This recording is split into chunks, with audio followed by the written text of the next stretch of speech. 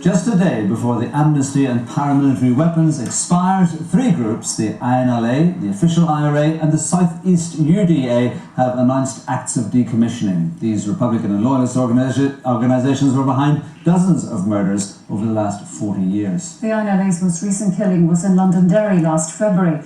As our Home Affairs correspondent Vincent Kearney reports, what many people will find most surprising is the fact that the official IRA, which declared a ceasefire almost 40 years ago, had such a large arsenal to decommission. No one knows how many weapons the INLA had. These were seized by the Garda in 1995 as they were being transported to Northern Ireland, but many others were stored in arms dumps. The group's political wing announced in October that the organisation had renounced violence, and today came the news that its weapons have been decommissioned. We can now also confirm that INLA has disarmed through a joint facilitation group consisting of a local, a national and an international organisation.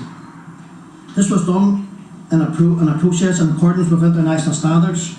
Witnesses said they're confident that all of the INLA's weapons have been put beyond use. And we do know that they went through a very rigorous collection process throughout all parts of Ireland, on both sides of the border, to ensure that all weapons were being brought to a central point for destruction. We're quite confident that happened. INLA weapons killed more than 120 people. Its victims included Erin Neve, a Conservative MP and one of Margaret Thatcher's most senior advisors, who was killed when a bomb exploded under his car at the House of Commons in 1979. Today, there were no apologies. The INLA don't have any regrets about being involved in conflict. Erin Neve was a casualty of war, and we have no regrets whatsoever about that particular action. The organisation was behind one of the Trouble's worst atrocities, the bombing of the Dropenwell pub in Ballykelly, in which 11 off-duty soldiers and 6 civilians died. INLA gunmen also shot dead Loyalist leader Billy Wright inside the Maze prison in December 1997.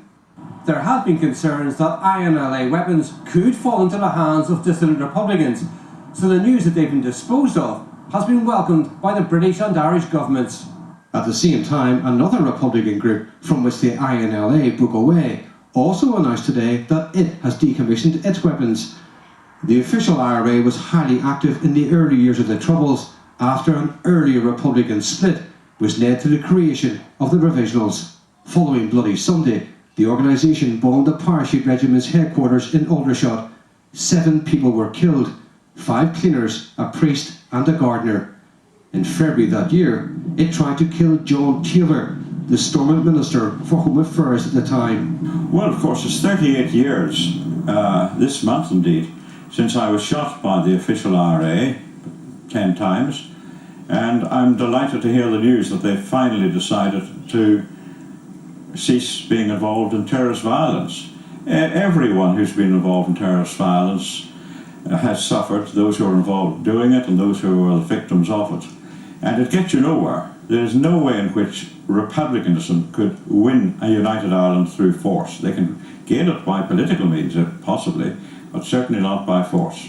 Following the murder of off-duty soldier Ranger William Best at his home in Derry, it faced an angry backlash and subsequently declared a ceasefire in May 1972.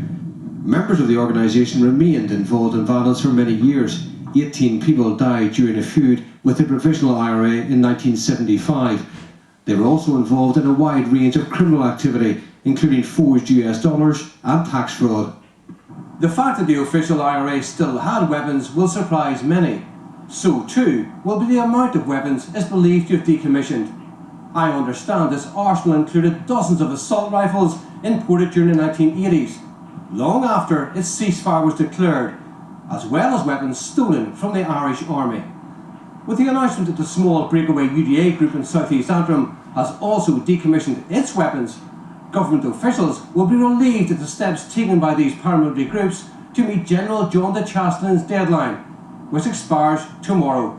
Vincent Kearney, BBC Newsline.